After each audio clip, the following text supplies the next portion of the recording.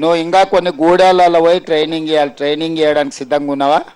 ఎందుకంటే ఇప్పుడు నువ్వు నేర్చుకున్నావు కదా, నువ్వు నేర్చుకున్నది ఇంకా కొన్ని గూడాలలో మన రైతులకు నేర్పాలి. ఇది ఓకే సార్. ఎందుకంటే మనోళ్ళకు సోలారు ఎట్లా పెట్టుకోవాలా, పండ్ల తోటలు అందరం మనము ఒకటే పంట పండించేది, ఒడ్లో పత్తో పండించేది అయింది. Okay sir. కానీ దీంట్లో ఒక్కసారి పంట వస్తే బాగా ఆదాయం వస్తుంది. అవును ఇప్పుడు సార్. సార్ మీకు పెట్టించిన అవకాడో కానీ, మ్యాంగో కానీ, నిమ్మ కానీ, దానిమ్మ కానీ, బత్తాయి. మంచి బత్తాయి కానీ మంచి ఆదాయం పెరిగేది. అవును సార్. రెండోది మనకి నల్లమల్ల అడవులలో ఈ కరెంటు వాళ్ళు, కరెంట్ ఇయ్యక ఫారెస్ట్ వాళ్ళు సతాయించడాలు ఇవన్నీ ఉంటాయి. ఇప్పుడు నీ కరెంటు వాళ్ళ కాడికి పోవాల్సిన పనే లేదు, కరెంటే నీ కాడికి వచ్చింది సార్. అవునా? సోలార్ పెట్టుకునేందుకు అది మంచిది. అందుకోసం అయితే పొయ్యే కొద్దీ మా సార్కి ఏం చెప్పిన అంటే, ఇప్పుడు మీరు సోలార్ ఏదైతే పెట్టుకుంటారో పంపు సెట్లలో, మీ పంపులకే కాకుండా మీరు విద్యుత్ ఉత్పత్తి చేసి గవర్నమెంట్కి అమ్ముకుంటే నెలకు 2000 3000 మీకు ఆడపిల్లలకి చేతి ఖర్చులకు వచ్చేటట్టు ప్యానెల్స్ వేయించమని కూడా చెప్పిన నేను.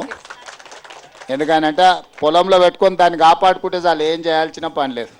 నెలకు 4-5 వేల వరకు మనం ఆదాయం పెరిగేటట్టు బట్టిసారే మళ్ళీ విద్యుత్ కొనుక్కొని మీకు పైసలు ఇస్తాడు. Okay sir. పెట్టుకున్న సోలార్ మీరు కాపాడుకోవాలి అంతే. మన సంఘాలలో సభ్యురాలువేనా?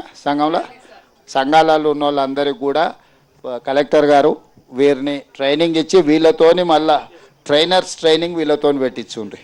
దాంతో ఏమైందంటే వాళ్ళు ఇంకా జాగ్రత్తగా చెప్తారు. చదువుకున్న అమ్మాయిలు ఎవరైతే ఉన్నారో వీళ్ళకి కొంచెం ట్రైనింగ్ ఇచ్చి వీళ్ళని ఎంపవర్ చేసి లిటరేచర్ అంతా కూడా వీళ్ళకి ఇచ్చి, ఎక్కడెక్కడ మనకు గూడాలు ఉన్నాయి, ఈవెన్ ప్లెయిన్ ఏరియాల రైతులకు కూడా వీళ్ళతో ట్రైనింగ్ ఇప్పారు. ఎందుకంటే వాళ్ళ సంఘాలలో కూడా సభ్యులు, ఆ సంఘాల సభ్యులు అందరు కూడా అవగాహన కల్పిస్తే వాళ్ళ భూములలో కూడా పెట్టుకుంటారు. వాళ్ళకు ఒకటి, వాళ్ళ భూమిలో సోలార్ పంపు సెట్ పెట్టుకుంటే కరెంట్ వచ్చిందా పోయిందా ఈ పంచాయతీ ఉండదు. రెండోది, ఆ సోలార్ వాళ్ళ వ్యవసాయానికి సరిపోగా మిగిలిన విద్యుత్ ఉత్పత్తి చేస్తే ప్రభుత్వమే కొనుక్కుంటుంది. ప్రభుత్వం కొనుక్కొని వాళ్ళకి నెల పైసలు ఇచ్చే ఏర్పాటు చేపిద్దాం. అప్పుడు ఏమవుతుందంటే పిల్లల చదువులకు, ఇంటి ఖర్చులకు, ఇంకా ఇంటి ఆయన మీద ఆధారపడకుండా చక్కగా వాళ్ళ పేరు మీదనే ఖాతా తెరవాలి. బట్టాను మహిళల పేరు మీదనే ఖాతా తెరిచి వాళ్ళ ఖాతాలకే పైసలు పోయేటట్టు చూడాలి. మళ్ళీ ఇంటి ఆయన చేతిలోకి పోతే బెల్ట్ షాప్కి పోతాయి. Okay sir. అంతేనా? Okay sir. అంతేకాదు, మీకే ఖాతా తెరిపించి మీ ఖాతాలని వేసేటట్టు సోలార్ పంప్ సెట్లు పెట్టుకొని వ్యవసాయానికి బాగా. మన అచ్చంపేట నియోజకవర్గంలో నా సొంతూరు ఇన్నే తెలుసు కదా. తెలుసు సార్. మా అక్కడ పోయి అవునా? అదే అందుకే వచ్చినా కదా.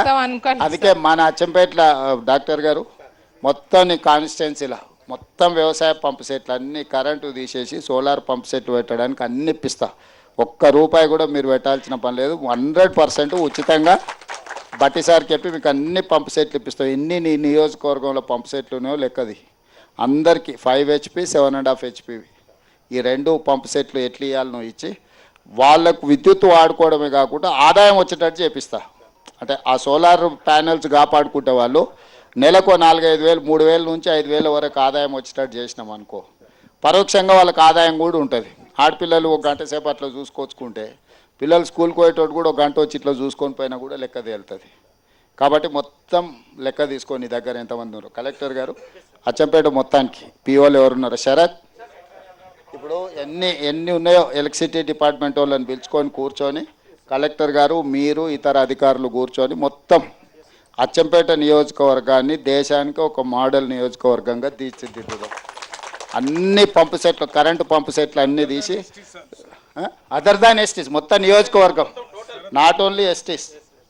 ఇది నా సొంత ఊరు, నా సొంత ప్రాంతం. ఈ నియోజకవర్గంలో ఏ ఒక్క రైతు కూడా ఇంకా కరెంట్ వచ్చింది, కరెంట్ పోయింది, కరెంటు తీగలు బాగున్నాయా బాగాలేవా, ట్రాన్స్ఫార్మర్ కాలిపోతే అచ్చంపేట కేసుకప్ప, కలకుర్తి కేసుకప్ప, ట్రాక్టర్ తీసుకురా ఈ పంచాయతీ తెంచు. ఎవరికి వాళ్ళకి ఏముందో భూమి ఎక్కువ ఉంటే 2 ఇండ్రి అంటే ఒకవేళ నీళ్లు సరిపోకపోతే సోలార్ మోటారు వాళ్ళ వ్యవసాయంతో పాటు వాళ్ళు అదనంగా సోలార్ వాళ్ళు వాడుకోగా మిగిలిన విద్యుత్ ఉంటుంది కదా, దాన్ని ప్రభుత్వానికి ఇచ్చేటట్టు, ప్రభుత్వం దానికి వాళ్ళకి పైసలు ఇచ్చేటట్టు, ఆదాయం గ్రిడ్ కనెక్ట్ చేసేటట్టు అన్న. అదే సో ఎలక్ట్రిసిటీ వాళ్ళను ఎవరు ఈడ మన ఎస్పీటీఎల్ ముషరాఫ్ ఇక్కడ అదే మీరు గవర్నమెంట్ గ్రిడ్ కనెక్ట్ చేస్తే దానికి ఏందని చేయొచ్చు. ఇప్పుడు కలెక్టర్ గారితో కూర్చొని మిగతా అధికారులతో కూర్చొని అచ్చంపేట నియోజకవర్గంలో మొత్తం ఎన్ని పంపు సెట్లు ఉన్నాయి అన్నీ లిస్ట్ అవుట్ చేయండి. అన్నిటికీ ప్రత్యామ్నాయంగా కరెంటు పంపు సెట్లు తీసేసి సోలార్ కరెంటుతో పంపు సెట్లు పెట్టాలి. ఒకటి. రెండోది, ఆ ప్యానెల్స్ ఎట్లుండాలంటే వాళ్ళ వ్యవసాయానికి సరిపోను 3,000 నుంచి 5,000 ఆదాయం ప్రతి నెల వాళ్ళకు వచ్చేటట్టు ప్యానెల్స్ డిజైన్ చేయాలి. మొత్తం subsidy, cross subsidy, matching grant అంతా బట్టి సార్ మీరే చూసుకోవాలి. ₹1 నియోజకవర్గంలో మీకు ఇయ్యరు. మీరు ఆ మోటార్ తీపియాలి. ఆ మోటార్ వాళ్ళు ఏమైనా చేసుకుంటారు. మళ్ళీ మీరు ఆ మోటార్ అడగకండి.